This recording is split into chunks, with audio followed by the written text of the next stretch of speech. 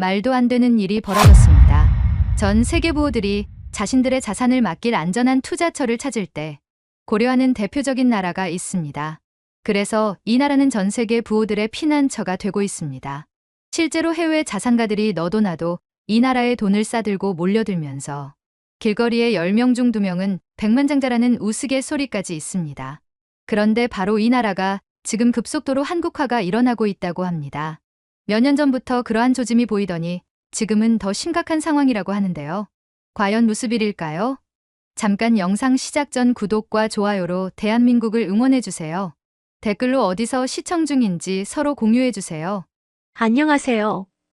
저는 싱가포르 래플스 플레이스에서 금융 컨설턴트로 일하고 있는 마이클 앤더슨입니다.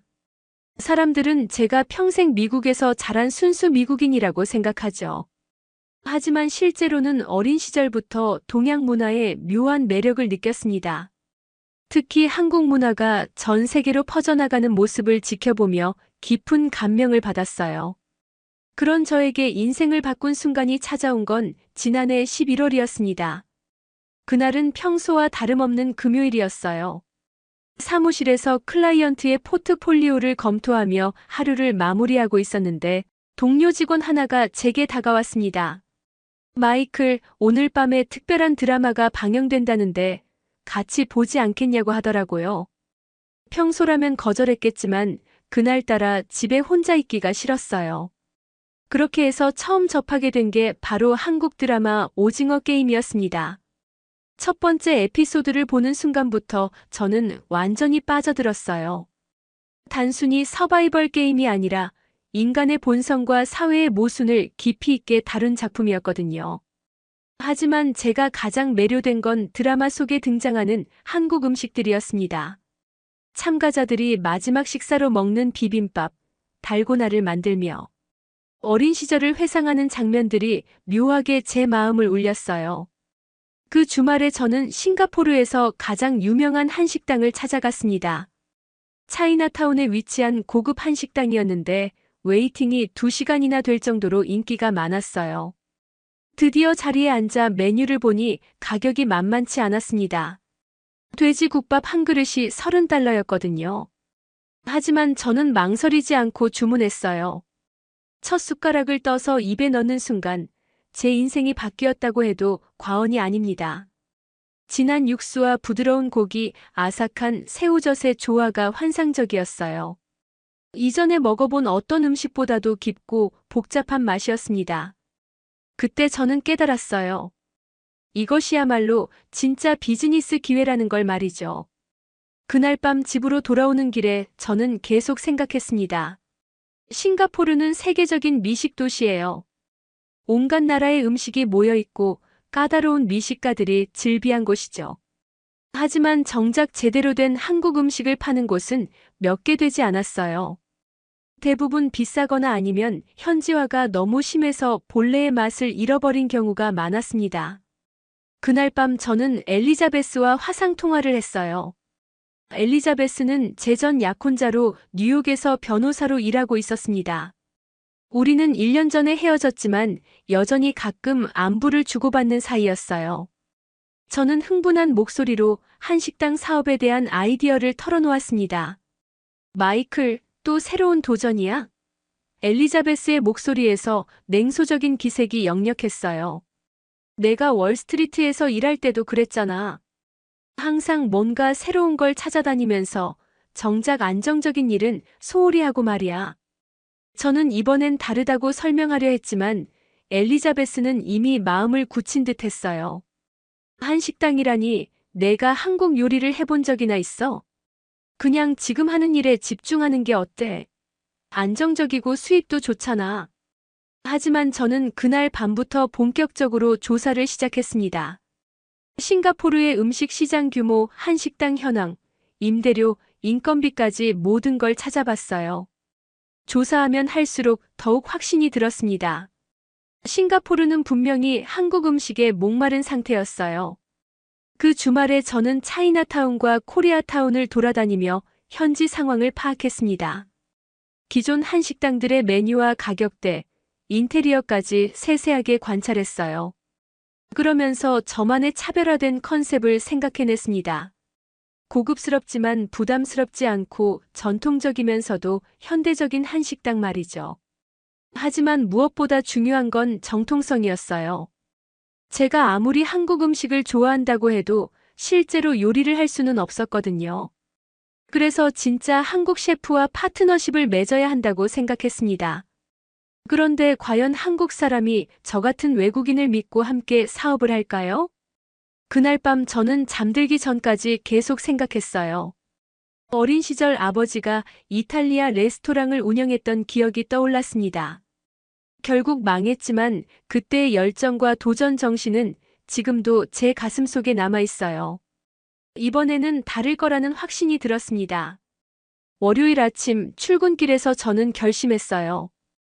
이번 기회를 놓치면 평생 후회할 거라고 생각했거든요. 안정적인 컨설팅 업무보다는 제 꿈을 조차 도전해보고 싶었습니다. 한국 음식이라는 새로운 문화를 싱가포르에 제대로 소개하고 싶었어요. 사무실에 도착하자마자 저는 한국 셰프를 찾기 시작했습니다. 온라인 커뮤니티와 요리학교, 심지어 싱가포르 거주 한국인 모임까지 샅샅이 뒤졌어요. 그러던 중 김소연이라는 이름을 발견했습니다. 29살의 한식 셰프로 서울에서 유명 레스토랑에서 일하다가 최근 싱가포르로 온 사람이었어요. 김소연과의 첫 만남은 오차드 로드의 작은 카페에서 이루어졌습니다. 저는 그날 아침부터 긴장했어요. 과연 한국의 전문 셰프가 저 같은 외국인의 제안을 진지하게 받아들일까 하는 걱정 때문이었죠. 약속 시간보다 15분 일찍 도착해서 기다리고 있는데 정확히 약속 시간에 김소연이 나타났습니다. 첫인상부터 범상치 않았어요. 작은 체구지만 눈빛이 매우 예리했고 말투도 정확하고 간결했습니다. 자기소개를 하면서 저는 한식당 사업에 대한 열정을 설명했어요. 하지만 김소연의 반응은 예상보다 차가웠습니다. 외국인이 한식을 한다고요? 정말 진심이세요? 그 질문에 저는 당황했어요. 물론 진심이라고 대답했지만 김소연은 고개를 저었습니다. 한국 음식은 단순히 레시피만 안다고 되는 게 아니에요. 그 안에는 수천 년의 문화와 철학이 담겨 있거든요. 외국인이 그걸 이해할 수 있을까요? 저는 그때 처음으로 제가 너무 안일하게 생각했다는 걸 깨달았습니다. 단순히 좋은 아이디어와 자본만 있으면 될 줄 알았는데 실제로는 훨씬 복잡한 문제였어요. 하지만 포기할 수는 없었습니다. 저는 진심으로 한국 문화를 존중하고 배우고 싶다고 말했어요. 김소연은 잠시 생각하더니 조건을 내걸었습니다. 만약 정말 진심이라면 먼저 한국 음식에 대해 공부해 보세요. 그냥 맛있다고 생각하는 게 아니라 그 역사와 의미를 이해해야 해요. 한 달 후에 다시 만나서 얘기해 봅시다. 그날 밤 집으로 돌아온 저는 깊은 회의에 빠졌어요. 과연 제가 이 일을 제대로 할 수 있을까 하는 의문이 들기 시작했거든요. 그때 갑자기 어린 시절 기억이 떠올랐습니다. 15년 전 제가 20살이었을 때 아버지가 운영했던 이탈리아 레스토랑 이야기였어요. 아버지는 정말 열정적인 사람이었습니다. 뉴욕 브루클린에 작은 이탈리아 레스토랑을 열었는데 처음에는 나름 성공적이었어요. 정통 이탈리아 요리를 고집했고 현지 이탈리아계 주민들에게 인기가 있었거든요. 저도 방학 때마다 홀 서빙을 도우면서 아버지의 꿈을 함께 키워나갔습니다. 하지만 1년이 지나면서 문제가 생기기 시작했어요. 경쟁 업체들이 늘어났고 임대료는 계속 올랐습니다. 무엇보다 아버지는 사업 감각이 부족했어요. 좋은 재료만 고집하다 보니 원가가 너무 높아졌고 마케팅도 제대로 하지 못했거든요. 결정적인 순간은 제가 21세가 되던 해 여름이었습니다.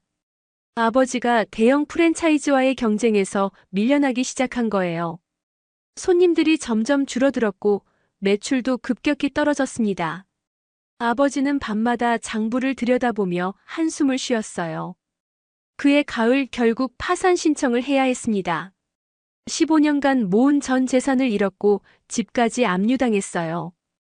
가족이 뿔뿔이 흩어졌고 아버지는 심한 우울증에 걸렸습니다. 그 모습을 지켜보며 저는 다짐했어요. 절대 아버지와 같은 실수는 하지 않겠다고 말이죠. 그래서 대학 졸업 후 안전한 금융업계로 들어간 거였어요.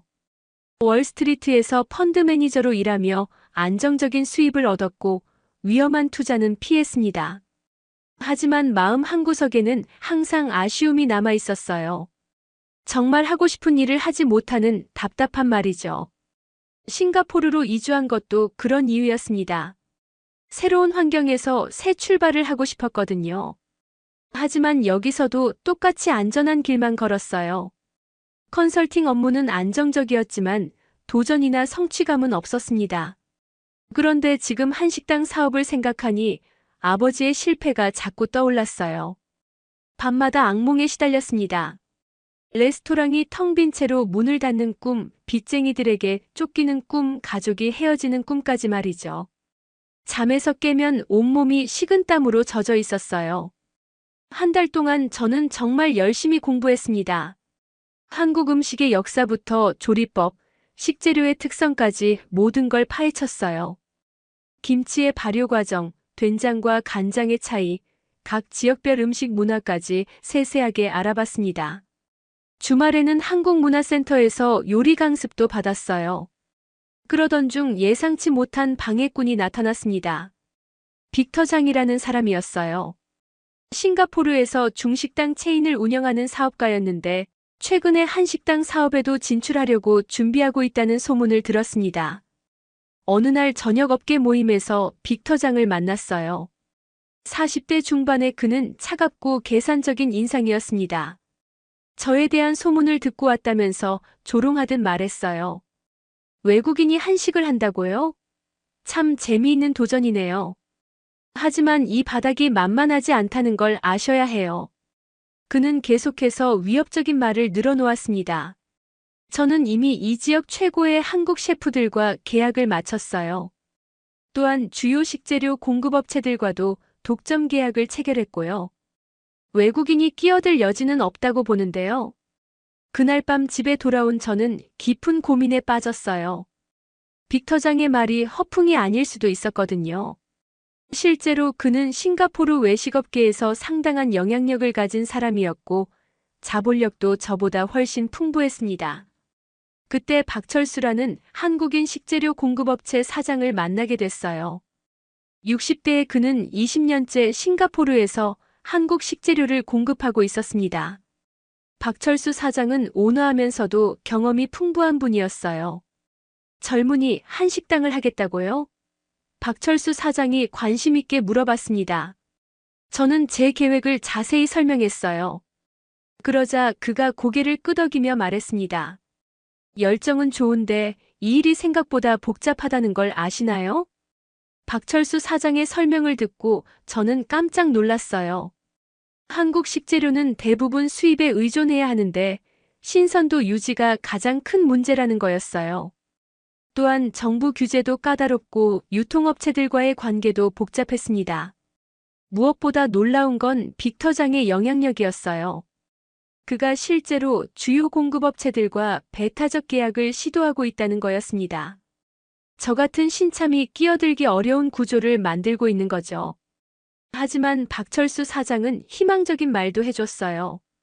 진심으로 한국 문화를 사랑하는 외국인이라면 도와드리고 싶습니다. 다만 쉽지 않을 거예요. 각오는 단단히 하셔야 해요. 김소연과의 두 번째 만남은 한 달 후에 이루어졌습니다. 저는 그동안 공부한 내용을 정리해서 가져갔어요. 한국 음식의 오행 원리부터 시작해서 각 지역별 특색 있는 요리, 심지어 젓갈의 종류까지 세세하게 조사했었거든요. 김소연은 제 노트를 보며 놀란 표정을 지었습니다. 정말 열심히 공부하셨네요. 김소연이 감탄하며 말했어요. 하지만 여전히 의구심은 남아 있었습니다. 이론과 실제는 다른 거잖아요. 실제로 한국 손님들이 만족할 만한 음식을 낼 수 있을까요? 저는 그때 제안했어요. 그럼 작은 규모부터 시작해보면 어떨까요? 저는 사업 계획과 자금을 담당하고 김소연이 요리와 메뉴 개발을 맡는 거죠. 파트너십을 제안한 거였습니다. 김소연은 한참을 고민하더니 조건부로 동의했어요. 일단 작은 매장부터 시작해보자는 거였습니다. 성공하면 확장하고 실패하면 깔끔하게 정리하자고 했어요. 저는 기꺼이 받아들였습니다. 그렇게 해서 우리는 리틀 인디아 근처에 작은 매장을 임대했어요. 평수는 40평 정도로 테이블 12개가 전부였습니다. 임대료도 월 8,000달러로 부담스러웠지만 시작 단계로는 적당하다고 생각했어요. 매장 이름은 서울스토리로 정했습니다. 인테리어 공사부터 난관이었어요. 김소연은 완벽주의자였거든요. 테이블 하나하나의 높이부터 조명의 색온도까지 모든 걸 꼼꼼히 체크했습니다. 저는 비용을 절약하려고 했지만 김소연은 타협하지 않았어요. 한국의 정서를 제대로 표현하려면 이 정도는 해야 해요. 김소연의 고집 때문에 예산이 2배로 늘어났습니다. 처음 계획했던 5만 달러가 10만 달러가 되었거든요. 저는 걱정이 되기 시작했어요. 더 큰 문제는 직원 구하기였습니다. 김소연 혼자서는 주방 일을 다 할 수 없었고 홀서빙도 필요했어요. 하지만 한국 음식에 대해 제대로 아는 직원을 찾기가 쉽지 않았습니다. 결국 현지인 직원 3명을 고용했는데 교육에만 한 달이 걸렸어요. 드디어 3월 중순에 서울스토리가 문을 열었습니다. 오픈 첫날은 그럭저럭 괜찮았어요. 호기심 있는 현지인들과 싱가포르 거주 한국인들이 찾아와 줬거든요. 하지만 문제는 그 다음부터였습니다. 첫 주 매출은 목표의 절반도 안 됐어요. 하루 평균 30명 정도가 찾아왔는데 손익분기점을 맞추려면 최소 60명은 와야 했거든요. 더 큰 문제는 재방문 고객이 거의 없다는 점이었습니다. 김소연은 스트레스를 받기 시작했어요. 매일 새벽 5시에 나와서 밤 10시까지 주방에 있으면서도 완벽한 맛을 내기 위해 계속 메뉴를 수정했습니다. 하지만 현지인들의 입맛에 맞추려다 보니 정체성이 애매해졌어요. 두 번째 달에 더 큰 충격이 있었습니다. 바로 옆 블록에 빅터장의 한식당 체인점이 오픈한 거예요. 코리안 킹덤이라는 이름으로 우리보다 3배는 큰 규모였습니다. 화려한 인테리어와 저렴한 가격으로 손님들을 끌어들이기 시작했어요. 더 충격적인 건 빅터장이 우리 메뉴를 그대로 베껴서 더 저렴하게 팔고 있다는 점이었어요. 김소연이 정성스럽게 개발한 김치찌개와 불고기 레시피가 거의 똑같이 나오고 있었습니다. 하지만 그들은 대량 조리 시스템으로 원가를 낮춰서 우리보다 30% 싸게 팔았어요. 손님들이 빠져나가기 시작했습니다. 우리가 22달러에 파는 불고기 정식을 코리안 킹덤에서는 15달러에 팔았거든요. 맛의 차이를 모르는 일반 고객들은 당연히 더 싼 곳으로 갔어요. 김소연은 점점 예민해졌습니다.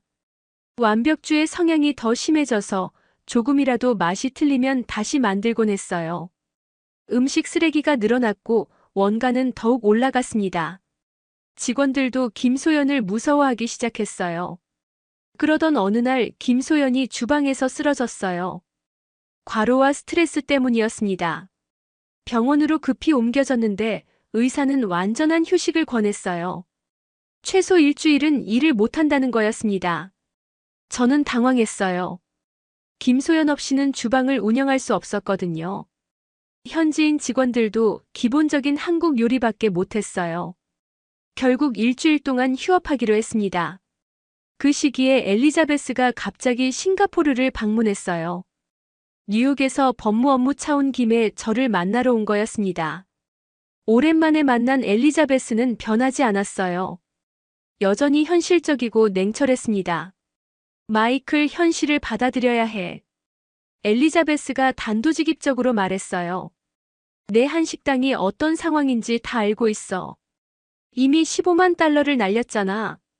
더 손해보기 전에 정리하고 뉴욕으로 돌아와. 저는 아직 포기할 수 없다고 말했지만 엘리자베스는 고개를 저었어요. 내 아버지 이야기를 잊었어? 똑같은 실수를 반복하고 있잖아.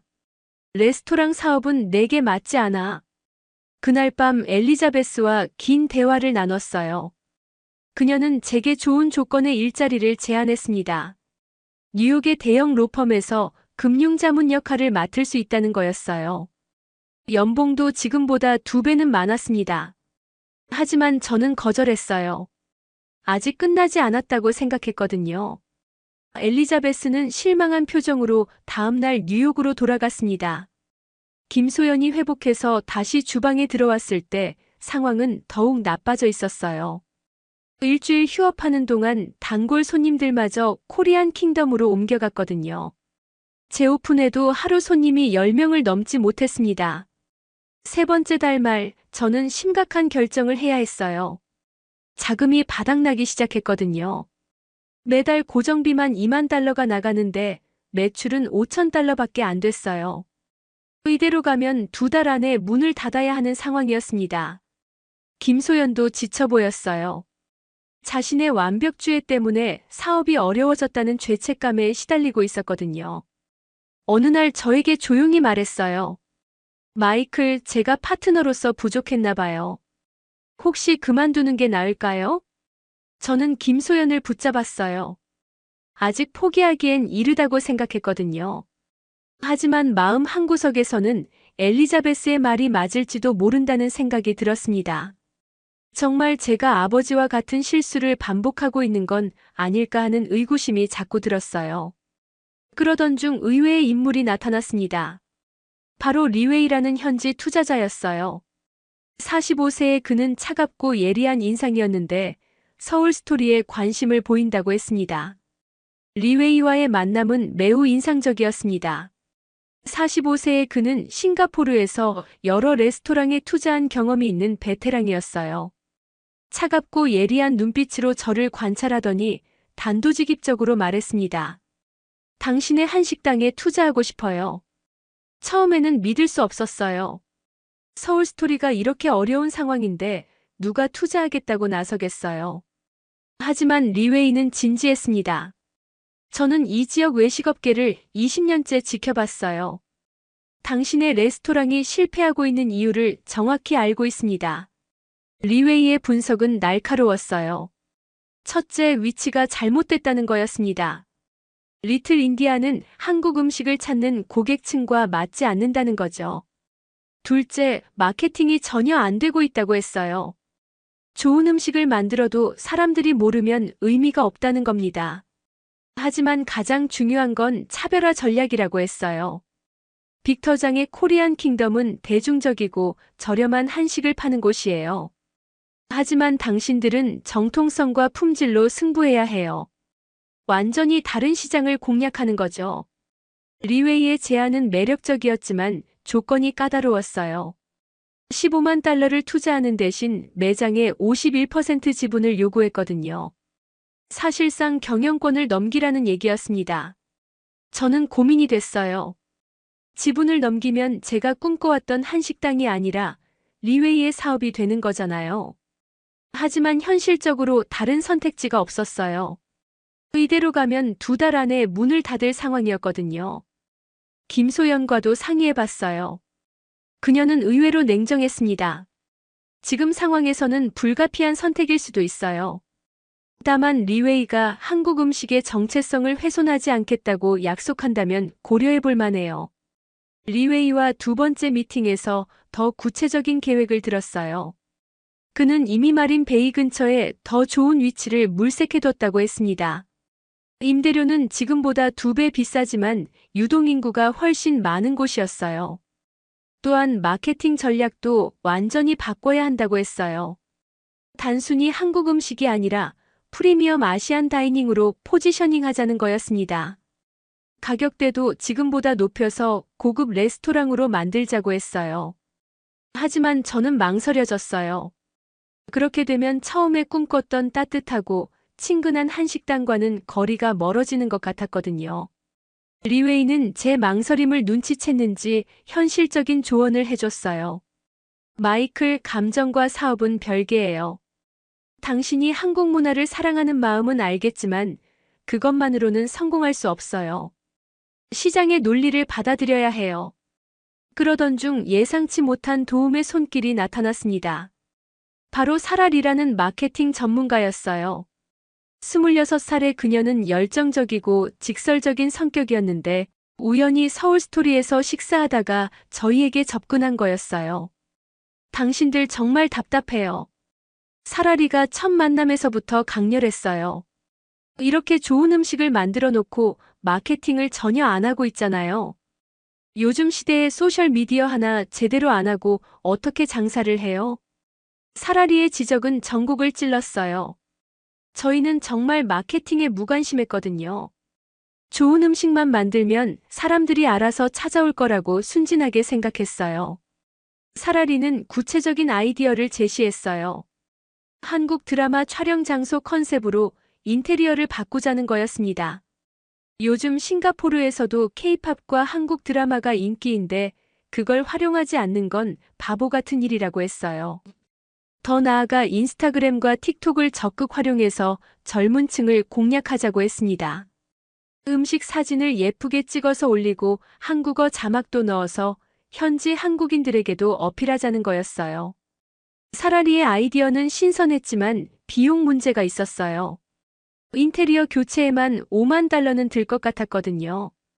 저는 고민에 빠졌습니다. 그때 김소연이 갑자기 쓰러졌어요. 연일 계속되는 스트레스와 과로 때문에 몸이 한계에 다다른 거였습니다. 병원에 입원하게 됐는데 의사는 최소 한 달은 완전히 쉬어야 한다고 했어요. 저는 절망감에 빠졌어요. 김소연 없이는 주방 운영이 불가능했거든요. 그런데 이상하게도 이때가 오히려 전환점이 되었습니다. 어쩔 수 없이 제가 직접 주방에 들어가게 된 거예요. 처음에는 정말 막막했어요. 김치찌개 하나 제대로 끓이지 못했거든요. 하지만 현지인 직원들과 함께 김소연이 남긴 레시피를 보며 하나하나 배워나갔어요. 실수도 많이 했지만 점점 요령을 터득했습니다. 무엇보다 놀라웠던 건 손님들의 반응이었어요. 완벽하지 않아도 진심이 담긴 음식이라는 걸 느끼는 것 같았어요. 어떤 손님은 저에게 직접 와서 응원의 말을 건네기도 했습니다. 그러던 중 박철수 사장이 찾아왔어요. 김소연이 쓰러졌다는 소식을 듣고 걱정되어 온 거였습니다. 제가 직접 주방에서 일하는 모습을 보고는 놀란 표정을 지었어요. 젊은이 정말 대단하네요. 박철수 사장이 감탄하며 말했어요. 외국인이 이 정도로 한국 음식에 진심일 줄은 몰랐어요. 그럼 제가 좀 도와드릴까요? 박철수 사장은 그날부터 매일 저녁 서울스토리에 와서 요리를 가르쳐 줬어요. 그의 40년 경험이 담긴 노하우는 정말 값진 것이었습니다. 특히 한국 전통 조미료 사용법과 불 조절 요령을 배우면서 음식 맛이 눈에 띄게 좋아졌어요. 더욱 놀라운 건 사라리가 이 모든 과정을 영상으로 찍어서 소셜미디어에 올린 거예요. 외국인 사장이 직접 한국 요리를 배우는 모습이 화제가 된 거입니다. 한국 드라마를 좋아하는 젊은 층들이 관심을 보이기 시작했어요. 영상 하나가 틱톡에서 10만 조회수를 기록했습니다. 댓글에는 응원의 메시지들이 가득했어요. 진짜 한국 음식을 배우려는 열정이 보여서 좋아요. 꼭 성공했으면 좋겠어요. 같은 반응들이었죠. 리웨이도 이 변화를 주목했어요. 그는 저에게 다시 제안을 했습니다. 이번에는 조건이 좀 달랐어요. 지분은 40%만 요구하고 대신 마케팅과 운영에 더 적극적으로 참여하겠다는 거였습니다. 하지만 가장 중요한 변화는 김소연이 돌아왔을 때였어요. 한 달 동안 제가 혼자 버틴 것을 보고 완전히 달라진 표정이었습니다. 마이켈 정말 대단해요. 이제야 당신이 진심이라는 걸 알겠어요. 김소연은 이제 완벽주의를 조금 내려놓았어요. 대신 저와 진정한 파트너십을 이루기 시작했습니다. 그녀의 전문성과 제 열정, 거기에 사라리의 마케팅 아이디어가 합쳐지면서 서울스토리는 새로운 모습으로 거듭나기 시작했어요. 하지만 빅터장은 이런 변화를 가만히 지켜보지 않았습니다. 그는 더 교활한 방법으로 저희를 방해하기 시작했어요. 빅터장의 방해 공작은 예상보다 훨씬 치밀했습니다. 처음에는 단순히 경쟁사 정도로 생각했는데 그의 진짜 의도가 드러나기 시작한 거예요. 어느 날 아침 박철수 사장이 급하게 전화를 걸어왔습니다. 마이클, 큰일 났어요. 빅터장이 우리 레시피를 훔쳐갔어요. 처음에는 무슨 말인지 이해할 수 없었어요. 하지만 곧 충격적인 사실을 알게 됐습니다. 코리안 킹덤의 새 메뉴가 김소연이 개발한 저희만의 특제 소스와 거의 똑같다는 거였어요. 심지어 플레이팅 방식까지 그대로 따라한 상태였습니다. 김소연은 분노했어요. 제가 몇 달 동안 연구해서 만든 레시피인데 어떻게 이런 일이 일어날 수 있어요? 저는 즉시 조사에 착수했습니다. 그 결과 충격적인 사실을 발견했어요. 저희 직원 중 한 명이 빅터장에게 매수당했던 거였습니다. 그 직원은 주방 보조로 일하던 현지인이었어요. 빅터장이 월급의 3배를 주겠다고 제안하면서 레시피를 빼돌리도록 했다는 거였죠. 저는 배신감에 사로잡혔습니다. 그 직원을 믿고 있었는데 뒤통수를 맞은 기분이었어요. 하지만 더 큰 문제가 기다리고 있었습니다. 빅터장은 단순히 레시피만 훔친 게 아니었어요. 보건당국에 저희 매장을 신고한 거였습니다. 식품위생검사관들이 갑자기 들이닥쳤어요. 검사는 매우 까다롭게 진행됐습니다. 냉장고 온도부터 조리도구 청결 상태, 심지어 직원들의 건강검진 기록까지 샅샅이 뒤졌어요.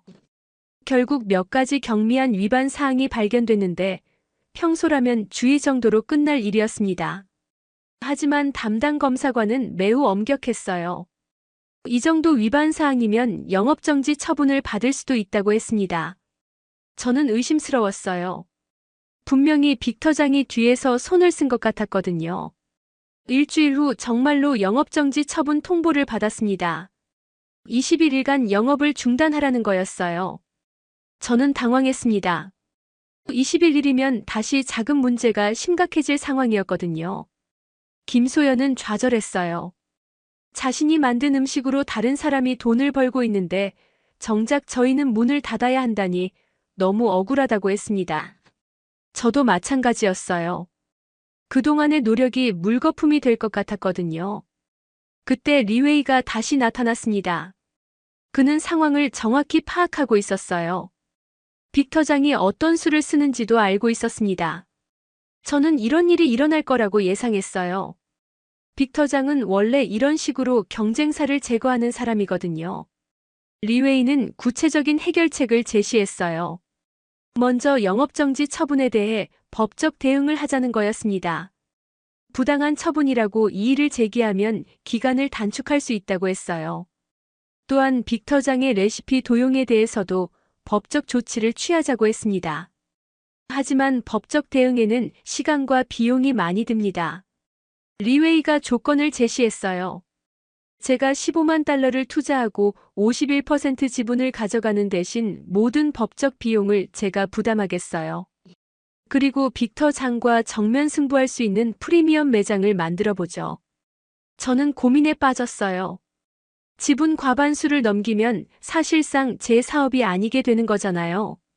하지만 현실적으로 다른 선택이 있을까요? 이대로 가면 빅터장에게 완전히 밀려서 문을 닫을 수밖에 없는 상황이었어요. 김소연과 진지하게 상의했습니다.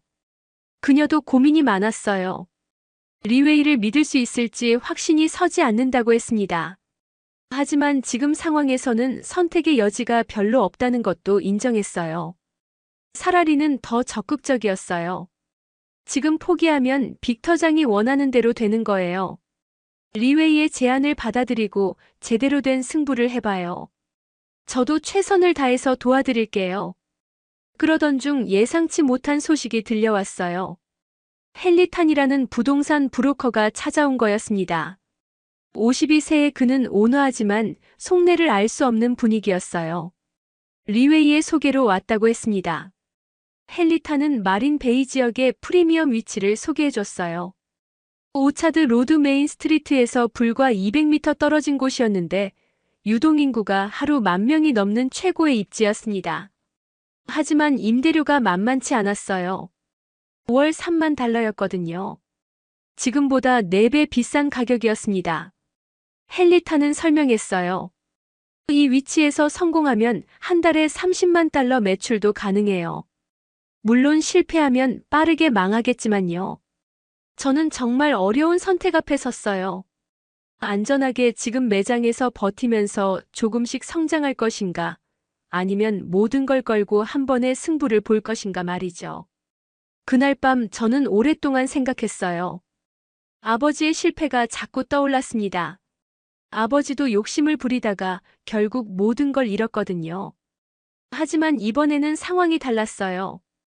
김소연이라는 훌륭한 파트너가 있고 사라리의 마케팅 노하우도 있었습니다. 무엇보다 빅터장에게 이대로 당할 수는 없었어요. 그가 부정한 방법으로 저희를 괴롭히는 걸 보고만 있을 수 없었습니다. 저는 결심했어요. 리웨이의 제안을 받아들이기로 한 거였습니다. 다음 날 아침 리웨이에게 전화를 걸었어요. 제안을 받아들이겠다고 했습니다. 리웨이는 만족해했어요. 좋은 선택이에요. 빅터장이 어떤 놈인지 제대로 보여줍시다. 김소연도 동의했어요. 다만 한 가지 조건을 걸었습니다. 메뉴 개발과 주방 운영에 대해서는 절대 간섭하지 말아달라는 거였어요. 한국 음식의 정체성만큼은 지키고 싶다고 했습니다. 사라리는 벌써부터 새로운 마케팅 계획을 세우고 있었어요. 프리미엄 한식당으로 완전히 포지셔닝을 바꿔서 고급 고객층을 공략하자는 거였습니다.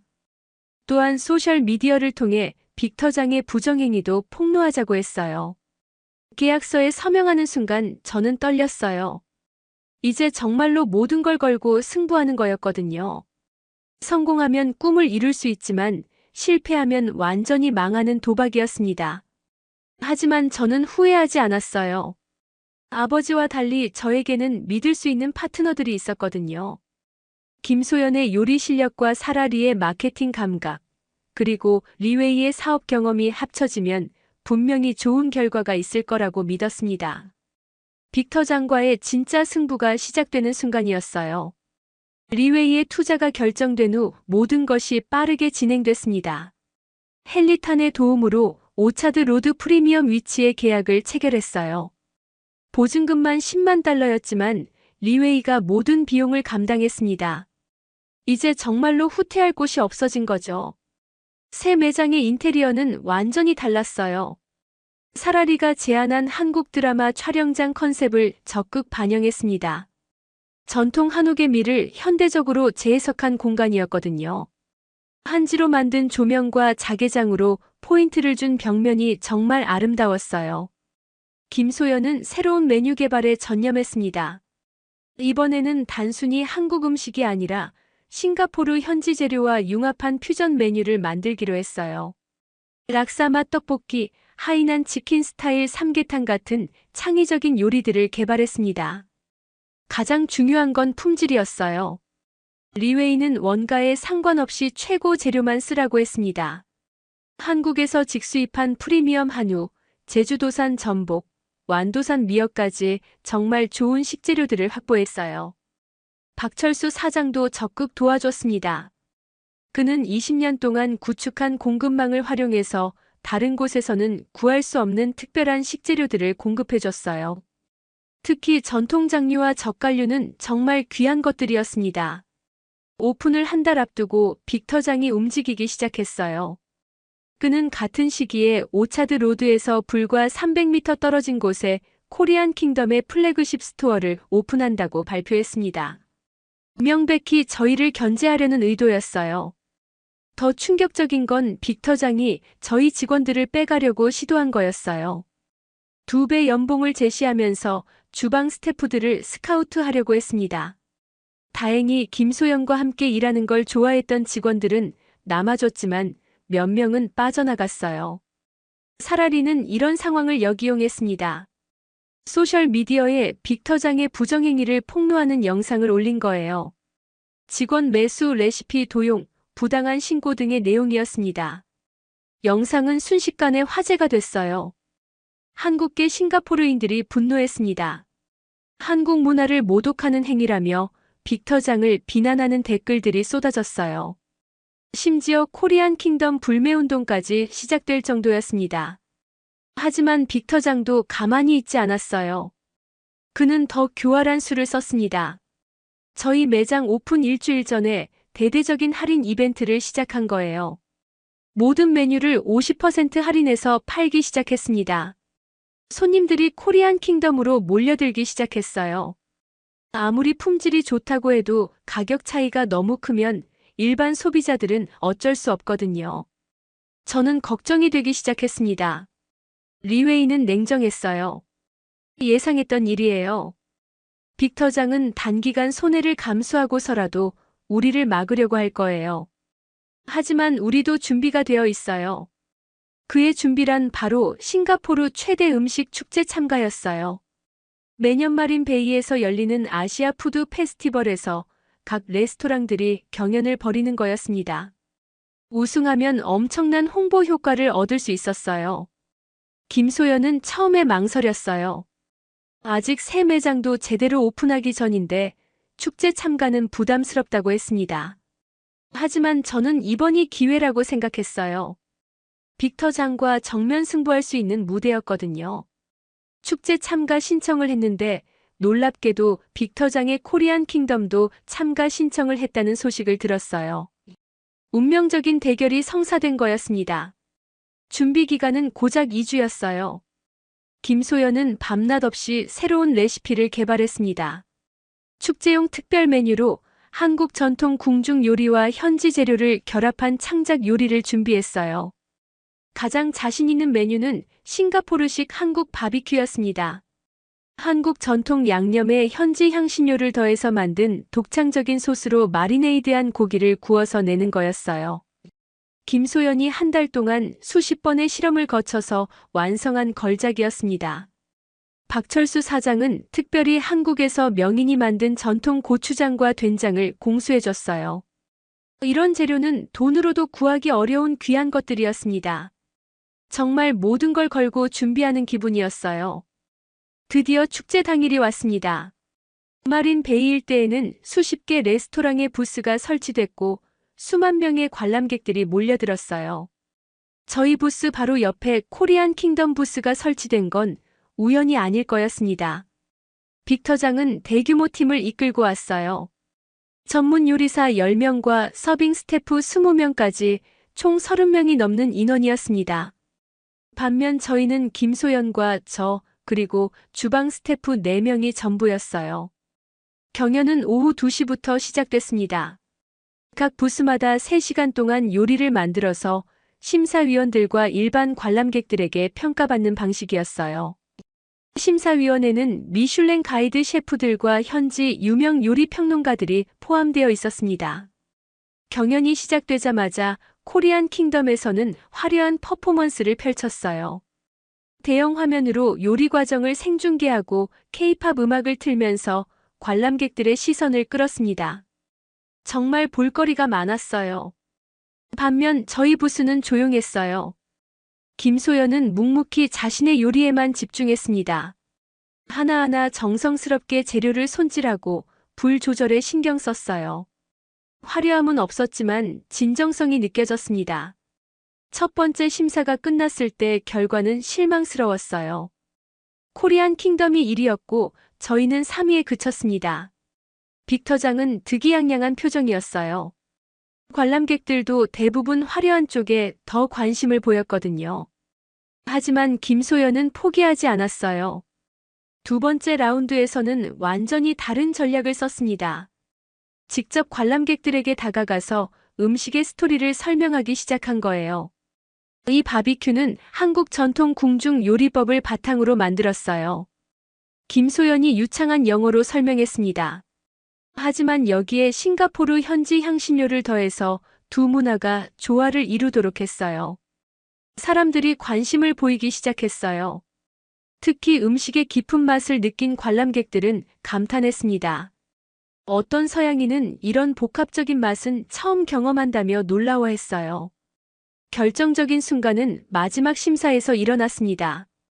미슐랭 스타 셰프인 장 피에르가 저희 음식을 맛보더니 눈이 휘둥그레졌어요. 이건 정말 특별한 음식이네요. 전통과 혁신이 완벽하게 조화되어 있어요. 다른 심사위원들도 비슷한 반응을 보였어요. 한국 음식 전문가는 정통성을 유지하면서도 현지화에 성공한 훌륭한 시도라고 평가했습니다. 최종 결과가 발표됐을 때 저는 믿을 수 없었어요. 서울스토리가 1위를 차지한 거였습니다. 관람객 투표에서도 압도적인 지지를 받았어요. 빅터장의 표정이 일그러졌어요. 하지만 이미 승부는 끝난 상태였습니다. 김소연은 기쁨의 눈물을 흘렸고 박철수 사장도 감격해했어요. 그날 밤 축제 우승 소식이 전 싱가포르에 퍼졌습니다. 한국 문화를 진정으로 사랑하는 외국인과 한국인이 함께 만든 성공 스토리로 화제가 됐어요. 아시아 푸드 페스티벌 우승 후 서울스토리는 하루아침에 유명해졌습니다. 싱가포르의 모든 주요 언론에서 저희 이야기를 다뤘어요. 스트레이트 타임스는 일면 기사로 한국 문화와 싱가포르가 만나 탄생한 기적이라고 보도했습니다. 갑작스러운 성공에 저희는 모두 흥분했어요. 새 매장 오픈 첫날부터 대기줄이 길게 늘어섰습니다. 예약이 한 달 먼저까지 꽉 찼고 전화도 쉴 새 없이 울렸어요. 김소연은 행복해했지만 동시에 부담도 느꼈습니다. 갑자기 늘어난 손님들을 모두 만족시켜야 한다는 압박감 때문이었거든요. 첫 주 매출은 상상을 초월했어요. 하루 평균 2만 달러씩 팔렸는데 이전 매장에서 한 달 매출과 같은 수준이었습니다. 리웨이는 만족스러운 표정이었어요. 이 정도면 투자금 회수는 걱정 없겠네요. 하지만 성공의 부작용이 나타나기 시작했습니다. 갑작스럽게 늘어난 업무량 때문에 김소연의 완벽주의가 다시 고개를 들기 시작한 거예요. 조금이라도 마음에 들지 않으면 음식을 다시 만들라고 했고 직원들이 스트레스를 받기 시작했습니다. 무엇보다 김소연과 제 사이에 미묘한 갈등이 생기기 시작했어요. 리웨이가 경영에 더 깊이 개입하려고 하면서 김소연은 자신의 요리 철학이 무시당한다고 느꼈거든요. 어느 날 저녁 김소연이 저에게 따졌어요. 마이클, 우리가 처음에 합의한 게 뭐였어요? 메뉴와 주방 운영에는 간섭하지 않는다고 했잖아요. 그런데 리웨이는 자꾸 원가를 줄이라고 하고 메뉴도 바꾸자고 해요. 저도 곤란했어요. 리웨이의 말도 틀린 건 아니었거든요. 너무 비싼 재료만 고집하면 수익성이 떨어진다는 거였습니다. 하지만 김소연에게는 그게 한국 음식의 정체성을 포기하는 것처럼 느껴졌나 봐요. 갈등이 심화되던 중 더 큰 문제가 터졌습니다. 빅터장이 마지막 발악을 시작한 거예요. 축제에서 진 것에 앙심을 품고 저의 과거를 파헤치기 시작했습니다. 어느 날 아침 싱가포르 비즈니스 타임스에 충격적인 기사가 실렸어요. 서울스토리 사장 마이클 앤더슨, 월스트리트 시절 내부자 거래 의혹이라는 제목이었습니다. 기사 내용을 보고 저는 경악했어요. 제가 월스트리트에서 일할 때 있었던 일을 완전히 왜곡해서 보도한 거였습니다. 실제로는 단순한 정보 공유였는데 마치 불법적인 내부자 거래를 한 것처럼 써놓았어요. 김소연은 당황했어요. 마이클, 이게 사실이에요? 저는 자세히 설명했습니다. 오해였다고 해명했지만 이미 소문은 퍼져나간 상태였어요. 더 나쁜 건 이 소문이 소셜미디어를 통해 확산된 거였어요. 빅터장이 조직적으로 루머를 퍼뜨린 것 같았습니다. 한국 음식으로 성공한 외국인이 실은 부정한 방법으로 돈을 번 사람이라는 식으로 이야기가 만들어졌어요. 예약 취소가 들어오기 시작했습니다. 특히 기업 고객들이 민감하게 반응했어요. 평판에 문제가 있는 레스토랑과 거래할 수 없다는 거였죠. 하루에 10여 건씩 취소 전화가 걸려왔어요. 리웨이는 냉정하게 상황을 분석했어요. 법적 대응을 해야겠어요. 명예훼손으로 빅터장을 고소하고 언론에도 정정 보도를 요구해야 합니다. 하지만 시간이 걸릴 거예요. 저는 절망감에 빠졌어요. 겨우 성공의 맛을 보기 시작했는데 또다시 위기가 찾아온 거였습니다. 아버지의 실패가 다시 떠올랐어요. 혹시 제가 똑같은 실수를 반복하는 건 아닐까 하는 불안감이 들었습니다. 그러던 중 예상치 못한 곳에서 도움의 손길이 나왔어요. 바로 엘리자베스였습니다. 그녀가 갑자기 싱가포르로 날아온 거예요. 마이클, 뉴스를 봤어. 엘리자베스가 심각한 표정으로 말했어요. 이번에는 도와주려고 왔어. 내가 변호사잖아. 저는 놀랐어요. 엘리자베스가 저를 도와주려고 할 줄은 몰랐거든요. 그녀는 월스트리트 시절 제 동료였던 사람들과 연락해서 사실관계를 확인했어요. 그 결과 빅터장이 완전히 사실을 왜곡했다는 증거를 찾아냈습니다. 하지만 엘리자베스는 조건을 걸었어요. 이 문제를 해결해주는 대신 뉴욕으로 돌아와서 다시 시작하자는 거였습니다. 마이클, 이번 일로 깨달았을 거야. 레스토랑 사업은 너무 위험해. 안전한 길을 택하는 게 어때? 저는 고민에 빠졌어요. 엘리자베스의 제안은 현실적으로 매력적이었습니다. 뉴욕에서 안정적인 삶을 살 수 있었거든요. 하지만 그렇게 되면 지금까지의 모든 노력이 물거품이 되는 거였어요. 김소연은 제 결정을 기다렸어요. 그녀도 스트레스 때문에 지쳐 보였습니다. 마이클, 당신이 떠나고 싶다면 이해해요. 저도 이렇게 힘들 줄은 몰랐어요. 그때 사라리가 나타났어요. 그녀는 분노에 차 있었습니다. 이렇게 포기할 거예요? 빅터장이 원하는 게 바로 이거잖아요. 우리가 스스로 포기하는 거 말이에요. 사라리는 반격 계획을 세웠어요. 소셜미디어를 통해 진실을 알리고 빅터장의 거짓말을 폭로하자는 거였습니다. 또한 저희를 지지하는 고객들의 증언도 모아서 공개하자고 했어요. 박철수 사장도 힘을 보탰습니다. 그는 한국계 싱가포르인 커뮤니티를 통해 저희를 옹호하는 목소리를 내기 시작했어요.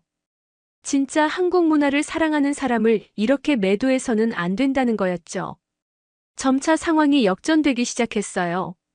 저희를 지지하는 사람들이 목소리를 내기 시작했고 빅터장의 거짓말이 하나씩 폭로됐습니다. 특히 축제에서 심사를 담당했던 셰프들이 저희를 공개적으로 지지한 것이 큰 도움이 됐어요. 하지만 가장 결정적이었던 건 제 자신의 선택이었습니다. 저는 엘리자베스의 제안을 거절했어요. 고맙지만 여기서 끝낼 수는 없어. 이제야 진짜 시작이라고 생각해. 엘리자베스는 실망했지만 이해한다고 했어요. 내가 행복하다면 그것도 좋은 것 같아. 다만 혼자서 모든 걸 짊어지려고 하지는 마. 그녀는 떠나면서도 법적 문제는 끝까지 도와주겠다고 약속했습니다. 한 달 후 모든 혐의가 무혹로 판명됐어요. 빅터장이 유포한 루머는 완전히 거짓이었다는 게 밝혀진 거였습니다. 언론도 정정 보도를 했고 빅터장은 오히려 명예훼손으로 고소당하는 처지가 됐어요. 김소연과의 관계도 다시 회복됐습니다. 위기를 함께 극복하면서 진정한 파트너십을 이룬 것 같았어요. 리웨이도 더 이상 간섭하지 않고 저희의 철학을 존중해주기 시작했습니다. 서울스토리는 더욱 단단해졌어요. 시련을 겪으며 오히려 브랜드의 진정성이 더욱 부각된 거였습니다. 모든 루머가 해명된 후 서울스토리는 이전보다 더 강해졌습니다. 위기를 극복한 브랜드라는 이미지가 오히려 고객들에게 더 큰 신뢰를 주었어요. 빅터장의 코리안 킹덤은 부정행위가 폭로되면서 매출이 급감했고 결국 주요 매장들이 하나씩 문을 닫기 시작했습니다. 박철수 사장이 새로운 제안을 가져왔어요. 한국 본토의 전통 식재료 공급업체들과 직접 파트너십을 맺자는 거였습니다. 지금까지는 중간 유통업체를 거쳐서 식재료를 들여왔는데 직접 계약을 맺으면 품질도 더 좋아지고 가격도 낮출 수 있다는 거였죠. 더 놀라운 제안도 있었어요. 전라남도 순천의 전통 장류명인 박정숙 할머니가 직접 서울스토리를 위한 특제 된장과 고추장을 만들어주겠다고 하신 거예요. 이런 기회는 정말 흔하지 않은 일이었습니다. 김소연은 감격했어요. 정말 꿈 같은 일이에요. 그 할머니의 장류는 한국에서도 구하기 어려운 귀한 것들이거든요. 이제 정말 최고의 한국 음식을 만들 수 있겠어요. 리웨이도 확장 계획을 제시했습니다. 성공이 확실해진 만큼 싱가포르 전역에 매장을 늘려나가자는 거였어요. 특히 관광객들이 많이 몰리는 센토사 아일랜드와 창이 공항에도 매장을 열자고 제안했습니다. 하지만 저는 신중하게 접근하고 싶었어요. 무리한 확장보다는 브랜드의 가치를 더 단단히 하는 것이 중요하다고 생각했거든요. 우선 직영점 2개만 더 열고 천천히 성장해 나가자고 했습니다. 사라리는 더 큰 그림을 그리고 있었어요. 서울 스토리를 아시아 전역으로 확장하자는 비전이었습니다. 말레이시아, 태국, 홍콩까지 진출할 수 있다고 했어요. 한류붐을 타고 한국 음식에 대한 관심이 높아지고 있으니 절호의 기회라는 거였죠. 그러던 중 정말 예상치 못한 소식이 들려왔어요. 한국의 대형 외식 기업에서 서울 스토리를 인수하고 싶다는 제안이 온 거였습니다. 제시한 금액은 500만 달러였어요. 1년 전만 해도 상상할 수 없었던 큰돈이었습니다. 김소연은 고민이 많았어요.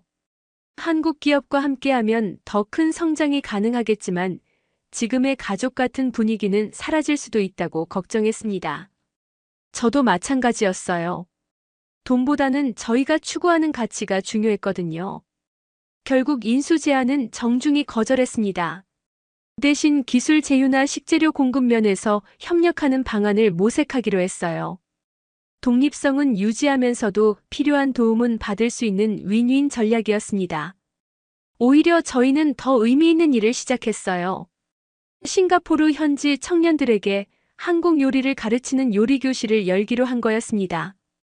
김소연이 강사를 맡아서 일주일에 2번씩 수업을 진행했어요. 첫 수업에는 20명이 넘는 학생들이 몰려들었어요.